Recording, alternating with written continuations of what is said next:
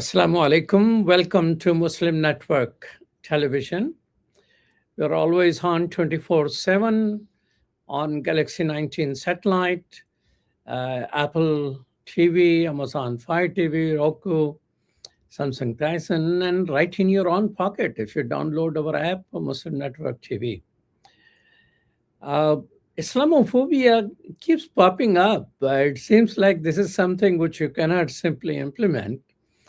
And a lot of people just come up with some very, very interesting information. More recently, Director of Intelligence. There should be some intelligence in the Director of Intelligence. Director of National Intelligence, Tulsi Gabbard, speaking at the Turning Point USA America Fest in Phoenix a few days ago, actually. She claimed that CARE has issued a call to implement Sharia law in the USA. The Sharia law is popping up all over. I mean, not through those people who practice. I practice Sharia every day. I got up early in the morning, took shower, went to mosque, prayed. That's all Sharia for me. And then ran to get my train coming to downtown Chicago. I live by Sharia every day. But some people wake up and they say, oh, somebody is trying to implement Sharia. We practice Sharia on the daily basis. That's how we live our life. Sharia means a path to live our faith. But Tulsi Gabbard has identified one city, Peterson, New Jersey, that's where it's going to start. Well, probably she has not been informed by any intelligence agency that the Texas governor is already found out that somewhere in Texas, close to Dallas, Muslims are building houses and they're going to implement the Sharia. So he banned CARE. And of course, Florida cannot stay behind. So what in the world is going on here? We have two people who are concerned about the rise of Islamophobia, and they have co-authored a book, Confronting Islamophobia in the Church. We have with us Reverend Dr. Anna Piela and Reverend Dr. Michael Woolf. Welcome to Muslim Network Television. Thanks for having us. Hello. Well, how did it start? Both of you were having coffee and decided, hey, what is going on in our church and how do we confront it? How you came about writing on a topic, confronting Islamophobia? Well, the first idea really came to us when, after reading a passage from the Quran during our worship service, we noticed that the reaction of the congregation was, confused and sort of suspicious. We were not sure what was going on because at our church we do a lot of readings from other faiths. We call that the ancient witness readings. And we realized that people perceive Islam differently to other non-Christian faiths at our church. And so we started thinking about why. And I think that's when the idea was born, when we realized that Islamophobia is not only what we see coming from conservatives, political figures who seem to be very hostile to Islam, but Islamophobia is sort of the air we breathe. It is around us, even among liberals, people who consider themselves progressive. And we thought this book could be one step towards confronting that Islamophobia that's sort of insidious, and including in the church, which has been a site for fostering Islamophobia for centuries. So how did you tap into the co-author, Michael Woolf here? Michael Woolf is my husband. He's actually the senior minister of Lake Street Church of Evanston. I am his wife. I am not a pastor at the church. I work for a denomination. But we are both American Baptist clergy, and so we are also scholars, and ideas flow between us. We brainstorm a lot. We have different projects on the table. And Michael is a Christian theologian. I'm actually a scholar of sociology of Islam. Before I became a clergy person, I used to teach Islam and religious studies at a small university in England. That's right. And we really felt like it was important for us to produce resources. We've been thinking about how can we challenge Islamophobia both in our society and everywhere out that we encounter it. But I think, the genocide, the war in Gaza has really amped up the stakes. And so it's really been important as we've seen Christians, especially taking steps back from the Muslim community. How can we give tools for re-engagement? And how can we strengthen those bonds? And we hope that this book is one step for readers to be able to do some of that work. Now, let's talk about American Baptist Church. When people think of Baptist, they say, oh, so tell us about baptism, how many types there are. People think of Southern Baptist Church when they think of Baptist. You like to associate Baptist Church with Dr. King. So tell us about what's the difference. Sure. I would say the Baptist tradition has a pretty bad brand these days, and especially on justice work. And that's in large part to the Southern Baptist Convention. But we are what is part of what is formerly called the Northern Baptist Convention. Is now called the American Baptist Churches USA. We're also part of the Alliance of Baptists. Baptists, the joke that we like to tell is that we multiply by dividing. So any sort of theological dispute that we have, there's a lot of different kinds of Baptists, but the American Baptist Churches is one of the seven sisters of mainline Protestantism and has been around for a long time, and is probably the second biggest Baptist convention in the United States after the Southern Baptists. And it tends to be more progressive, and at least they have progressive elements in it. It's a big tradition. It's a big tent. Obviously, there are a lot of views, but definitely it's a platform that we use to really push for justice. Well, I totally appreciate. I remember being invited to a Baptist church in the Hyde Park. I went to University of Chicago. By the way, sociology has been my subject as well. And there they wanted me to talk about the first commandment. And I was quite reluctant because, first commandment, the way we say it, and it is the same word in Bible, there is no God but one God. And but when we say it, there is another element, and Prophet Muhammad is the messenger of God. And we are required to believe in all the messengers of God. But there were children sitting in front. I don't want children to be confused when I tell them we believe Jesus, peace be upon him, was not God, but messenger of God. So I was quite reluctant. And finally, I found a way of requesting, can children not be moved away so I can continue the way I like to talk? And they were kind enough to say, no, you should go ahead. And I realized the openness the American Baptist Church had. Now, is there a Baptist document adopted at the central level about Islamophobia? So we tend not to operate on sort of like a central or organized platform. It's generally church by church, and we are in fellowship with one another, but we tend not to do sort of hierarchy based. And so we can sometimes not be as organized. I know the Baptist World Alliance, which would be our biggest convening body that has all different kinds of Baptists in it, has taken a stand on Islamophobia. And I'm not sure if there's been a particular document. Anya, do you know? I'm not aware of a document, but we know that we are one of the founding members of Shoulder to Shoulder campaign, which is a multi-faith coalition of religious denominations and other organizations committed to fighting Islamophobia. So our former general secretary, our former leader, Roy Medley, was one of the people sort of at the table when the Shoulder to Shoulder campaign was being founded.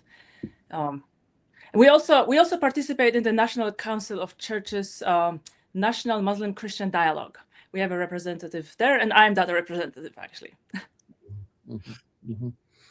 Now, share with me the, about your book.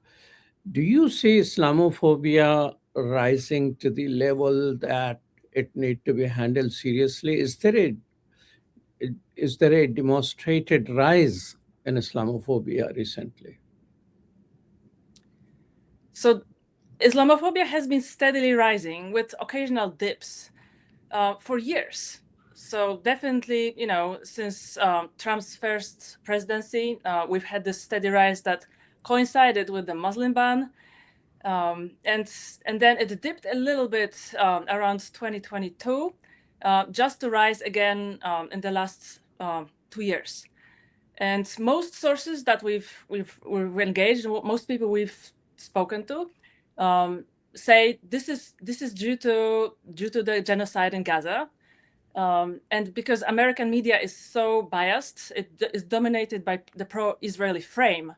The media content that people see on their screens is very negative about Palestinians and Muslims, because Palestinians, 98% of Palestinians who live in Gaza are Muslims. So, and then there's further research that shows that negative media portrayals translate into Islamophobic incidents. We have this major global major crisis on our screen that is showing Muslims in a very negative way. And it's got ripples, and the ripples are such that Islamophobia here in the United States, but also in Europe, in Australia, in New Zealand, is on the rise. So that's the sort of trend. But what really drives us right now is the American Muslim Poll 2025. It's a survey done every 2-3 years by the Institute for Public Social Policy and Understanding. And they have this very interesting research instrument called the Islamophobia Index. It's based on the participants, the person who surveyed, our agreement with 5 Islamophobic tropes that include, submission of women, propensity for violence, and so on. And so they've been measuring Islamophobia Index in the United States among the general populations, but they also break down the results by faith. So we've got the trajectory of Islamophobia Index amongst white and evangelicals, Catholics, Protestants, Jews, and I think non-affiliated, as well as Muslims. So the latest results of that poll are shocking to us, because among all the Christian groups, the Islamophobia Index has spiked. It spiked the most among white evangelicals, from I think 30 to 45 points, but also I think from 28 to 40 points among Catholics, and from 23 to 30 points among Protestants. So that is telling, I think, that all the Christian groups perceive Muslims worse than they did 2-3 years ago. So I think our book is coming out at exactly the right time to address this. So the book, highest is among the evangelical Christians, and some of their territories, like Texas and Florida, where they have banned care, who's supposed to stand up for the civil right of Muslim Americans. How do you, as an American Baptist, will be able to communicate on this issue with Christian evangelical who happen to be Southern Baptist? Is there a dialogue between American Baptists and Southern Baptist? Yeah, there's not necessarily a dialogue between our two denominations, but there is certainly American Baptists have evangelicals within our tradition as well. So I think that part of what we tried to do with the book is try to ground this theologically, not just saying that countering Islamophobia is just something nice to do, or it's good, or it's important for us to be kind as the hegemonic religious power sort of in the United States, but that it's actually fundamental to Christian practice to be able to develop what we call holy envy, and what Krister Stendahl and Barbara Brown Taylor, when they came up and have really push forward this idea of holy envy, what do you see in another religion that really cultivates desire to have it be a part of yours? What can you learn? And this sort of project of learning more about God and grounding, we really take some care to ground. Baptists have been committed to religious liberty since their beginning, for instance. And so we say, okay, if folks were willing to really fight for these values in the 17th century when they were sort of difficult values to fight for, how much more so do we need to fight for interfaith understanding and for the development of a real relationship with one another so that we can counter Islamophobia, not because it's just a nice thing to do, but because it's a fundamental part of Christian practice. Okay. So the question I had was that the people who have highest level of challenge with Islamophobia, how to communicate with them. Now, on the issue of, it is because of the genocide of Gaza, where essentially mostly Muslim, but some Christians have been killed also. Islamophobia is rising here. But at the same time, I see sympathy with Palestinian cause is rising. There was a survey that says that the Christian evangelical who are under 30, more than 50% of them understand and sympathize with the Palestinian position. Don't you think those people who sympathize with that position also are the people who may be open to have re-understanding of their neighbors, that's Muslims? Do you see some hope there? Yeah, I think that is a real cause for hope, and a lot of that cause for hope does happen generationally, I think. So I think that if you look at all sorts of different ratings for young evangelicals, there's a real openness there. And so I think that dialogue is really important, and it's something that we we hope the book is going to continue to pursue, and we hope that we will be able to have some of those conversations. But I think there is real cause for hope there. Some of the things that are difficult when you do interfaith dialogue is there might be some sense of, especially with conservative evangelicals, that justice issues are important and that there can be some affinity there. But then when you start talking about interreligious dialogue and you start talking about people of other faiths, sometimes that can break down. Hopefully our book shows a pathway forward to not just sort of caring about individual justice issues, but also being able to say, what about it can we learn from each other? How can we continue to advance our faith and our discipleship, our Christian practice? And so I imagine our book really as a bridge to maybe having some more of those conversations. So we're really hopeful about that. As chair emeritus of the Parliament of the World Religions, I still get involved in interfaith. And I see that the space is mostly of progressive and liberal people. Maybe the most conservative in that interfaith space are Muslims, or conservative in some areas and liberal in other areas. So the people which we need to have dialogue are those people who are not necessarily found in interfaith movement. And as chair of the Parliament, I try to bring Christian evangelicals. And if you forgive me to say that, I even tried to invite President Bush, who in retirement was just chopping wood at his home, to come. Maybe perhaps because of him, Christian evangelical will come and have a conversation. So it seems that there are spheres where we're trying to have this conversation like interfaith, where those who need this conversation the most are not quite present. So when I read portions of your book, I must admit that I have not read the whole, but thank you so much for sending me. I look forward to when it is really issued and like to buy in bulk. I did develop eventually friendship with some Christian evangelicals. Some of their political tendencies are not known to me, but others are clearly supporter of President Trump. But we are in communication enough that they will nicely receive the book. I don't know whether they will read and it will, but this the world moves on with hope, right? You wrote with the hope that it will impact some people, and I look forward to buying 10, 20 copies. Can I get a bulk discount there or something? We can make it happen. We can make it happen.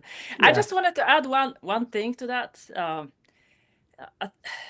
As I don't know if I mentioned this already, knowing a Muslim personally and knowing about Islam is a protective factor in terms of level of Islamophobia in people, and so we think what is really important is how Islam is taught in Christian seminaries. A lot of seminaries these days have very robust programs, Union Theological Seminary being one, but a lot of other seminaries either sideline the subject of Islam and Muslims or just ignore it completely. And so it is those spaces where Islam is not acknowledged, I think, is where the misconceptions and biases have a better ground to sort of take root. And so that is one big problem. The levels of education about Islam being uneven. But we're also thinking that our book could potentially sort of begin to plug that gap and maybe be of interest to those clergy people who never got any formal education about Islam. And this will be sort of like a primer for them. That is our hope. Well, I'm into that. Tell me, I come to realize this Islamophobia rises when there is a war and terrorism. So I consider the war, terrorism, Islamophobia is sort of a vicious circle, reinforces each other. I mean, before ISIS became big, we knew through the Brown University research that in Iraq and Afghanistan, in American war on terror, about 4 million people, they say, based on their scientific statistical sampling type methodology, 4 million people were killed. And then here comes the ISIS. Now, ISIS, whether ISIS itself or people who were promoting anti-ISIS messaging, reinforce the same cycle. So I see war, terrorism, and Islamophobia is sort of connected thing. And Palestine, genocide in Palestine, once again has given rise to Islamophobia around the world. Do you see this circuit, or am I reading too much? Certainly, there's research that says Islamophobic incidents increase after global crisis and local crisis that involve Muslims in some way. And so add to that the negative portrayal of the Muslim community, and you've got this sort of flammable mixture. And so, yeah, I think what we really need is a reconsideration of the idea of collective responsibility, because this is essentially what is happening. A group of terrorists conducts a terrorist attack, and people in a different country decide to punish a group that maybe shares, at least nominally, the religion, the religious beliefs. But that's their neighbors. They're people that live around them, that have lived around them for decades, and so I think this is a very strange phenomenon. And of course, with every incident, this cycle gets sort of powered up again. So we're noticing that, but I think it's very, very difficult to address, because you have to address this with relationship building on the ground. Actually interfaith engagement between individuals and local organizations. That's when you begin to become grounded in that mutuality rather than fear or hostility. And that's where this can start. I don't think it can start from top-down initiatives that might be put forward by the state or any sort of high-level organizations. This has to start on the ground. You're watching Muslim Network Television on Galaxy 19 satellite, Apple TV, Amazon Fire TV, Roku, and or your iPhone. This is Imam Abdul Malik Mujahid. I'm talking with Reverend Dr. Anna Piela, as well as Reverend Dr. Michael Woolf. They are co-authors of Challenging Islamophobia Together, and they are co-founders of co-associate regional ministers for American Baptist Church, Metro Chicago region. And we'll be right back after these messages.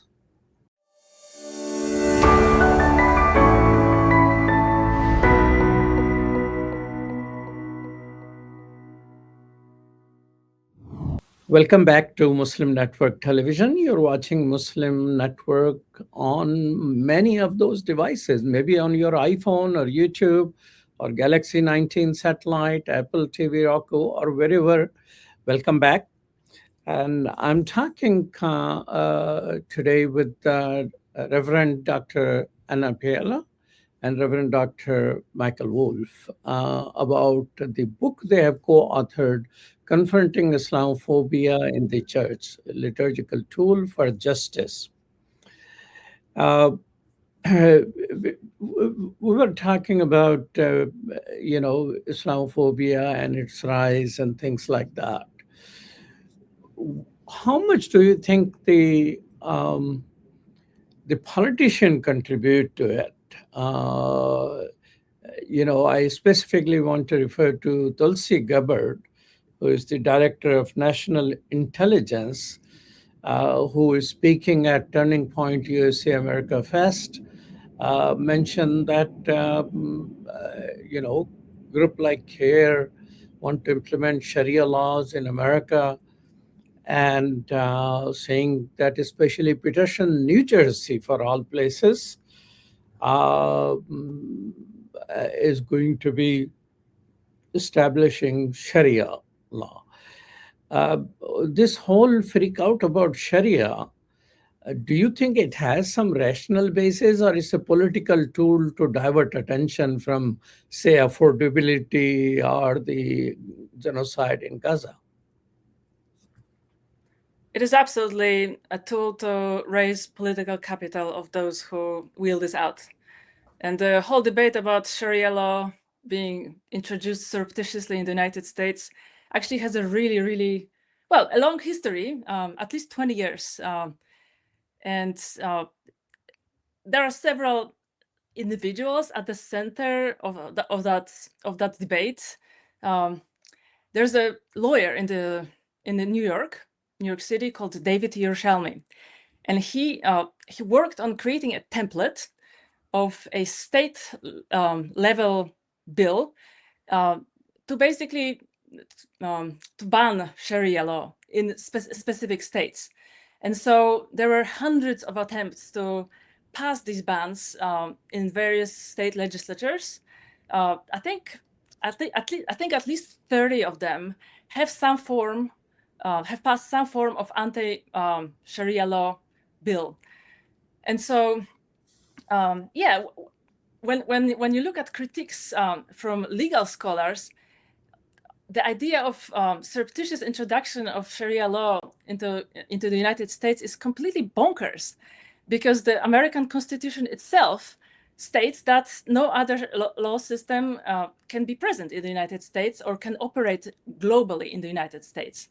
And so, yes, there are religious sort of courts, religious bodies that decide on matters of religious import, and not just Muslims have those. Jewish Americans have them as well. But there's a far cry from solving community's own problems within the community using its religious principles. Far cry to introducing those principles on all unaware Americans who would one day wake up and there would be Sharia law that they have to follow. This is an absolutely bonkers idea, and that's confirmed by scholars of American law, constitutional law. And I also just want to add, I think that we're really facing an organized opposition who wants to put these ideas in the public sphere, wants them to be talked about, and wants them to spread like wildfire. And a lot of this is coming from people like J.D. Vance. He was also at a conference last week or a couple of weeks ago, where he mentioned that America is a Christian nation and is the only basis, basically, for our unity. And so this sort of idea of this white Christian nationalism and how it functions, it thrives off the presentation of these ideas and how they spread, not just on cable news or anything like that, but through TikTok these days, through memes, through message boards. So getting these sorts of conversations out into the public sphere is a big part of what we're facing. It's very organized, and it's all a part of buttressing, I think, white Christian nationalism. And that's why I think Christians really, like us, we really have to say something. We have to step into this to this gap where we're seeing that a lot of the changes that are happening in this country are becoming religiously based, or the language is becoming very Christian. So that's a big cause for alarm for people like Anna and myself, who are concerned about separation of church and state and about a pluralistic democracy and how we build that as religious actors too. Well, protecting, America being a Christian country, or liberating America so it can say Merry Christmas to each other, and bombing on Christmas night to Nigeria. In Nigeria, I interviewed a scholar, a professor at the university in the place where Trump has bombed. And he said, this is a place where Christians or Muslims are just very close. There has never been a problem in the history, not even personal. People are living very happily. Nobody has any complaint. And Christian and Muslim both are saying, what in the world we are being bombed for? So Sokoto is in the northwest. Well, there were some issues and problems in the central part of Nigeria. So problem is over there, is bombing over there, and the director intelligence saying the Sharia law here. It seems like it is Islamophobia is sort of a political tool. Yeah. Otherwise, Jewish community in New York has their law is called halakha law. And business people normally go to them to resolve their disputes.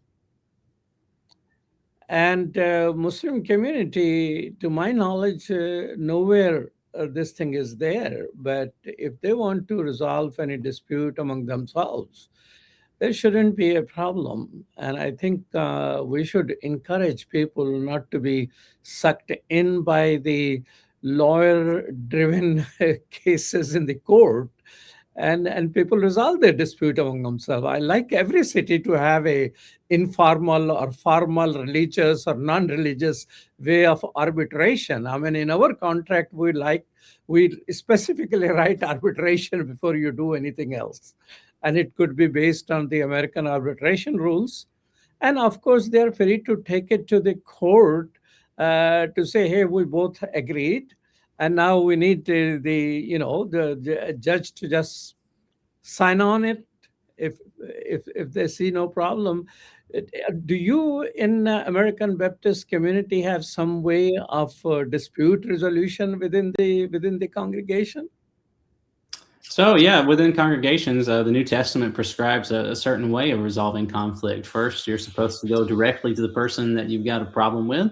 Then if they don't listen and you still have that issue, you're supposed to bring along two trusted folks and basically talk to them in the presence of that person. And if that's still not resolved, then you can bring it before the entire congregation. And that's the New Testament method that is prescribed in Scripture. I think is still at least nominally active. I don't think a lot of people practice that, but certainly in our structure and in our tradition, there are ways of bringing disputes to a bigger body, but there's many steps to be applied beforehand. I think that that's only appropriate. So you are implementing Sharia law in American Baptist? Finally, somebody admitted. I think I love where you're going with that. I mean, I think that our religious traditions teach us ways to resolve conflict that are often better than our adversarial legal system, and we ought to endorse those, and we ought to help people to be able to solve those conflicts within our communities. I think that's a great idea. Yeah. And to show the ridiculousness of the idea of a Sharia law ban that is passed in a state legislature, imagine that the state legislatures pass anti-halakha law, and all those legal bodies suddenly decide and make a big issue out of it, that halakha law will not be pushed on all Americans. Like, how ridiculous that does sound. And yet somehow the idea of banning Sharia law has become kind of commonplace, almost common sense. And I think that was the objective of David Yerushalmi. He was interviewed by the New York Times, I think in 2006.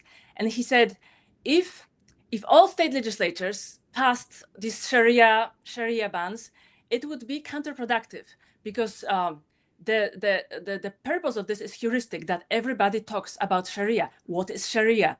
And basically the demonization of the Sharia law. So this is not about passing the law. This is about a conversation that is held on those anti-Muslim Islamophobic terms.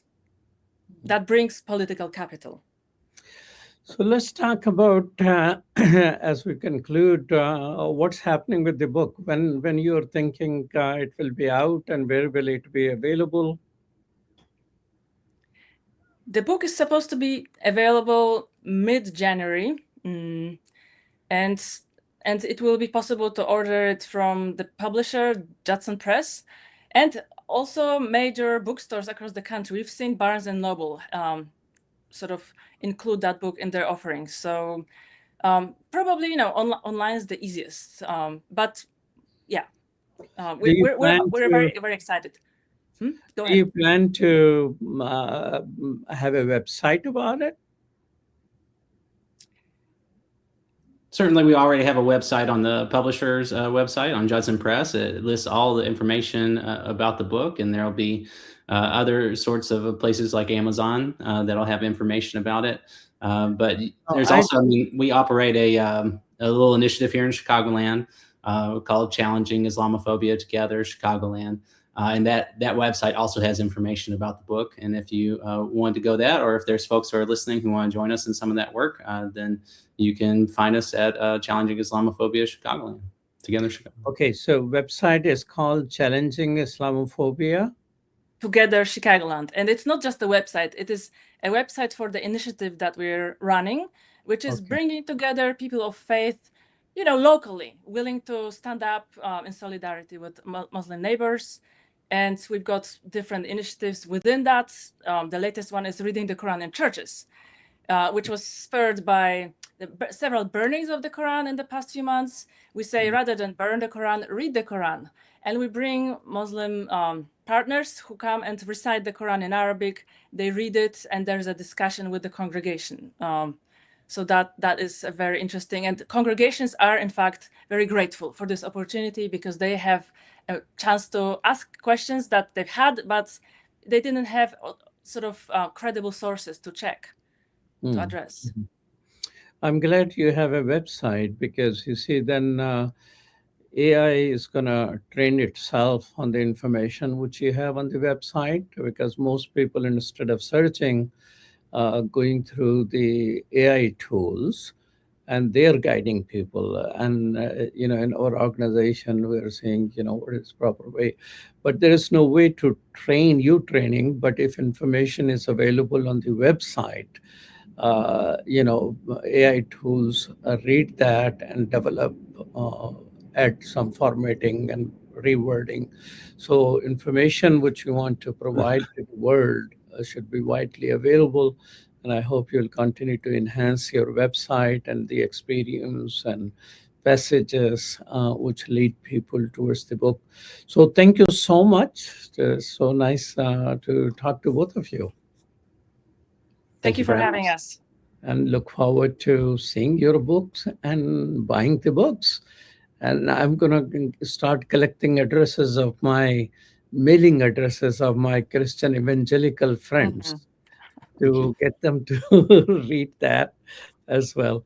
Thank you so much. Have a good day. Thank you. Salam alaikum. Alaikum salam. Peace be with you, friend. This is Imam Abdul Malik Mujahid. I was talking with Reverend Dr. Anna Piela, as well as Reverend Dr. Michael Woolf, and they are co-founder of Challenging Islamophobia Together, Chicagoland.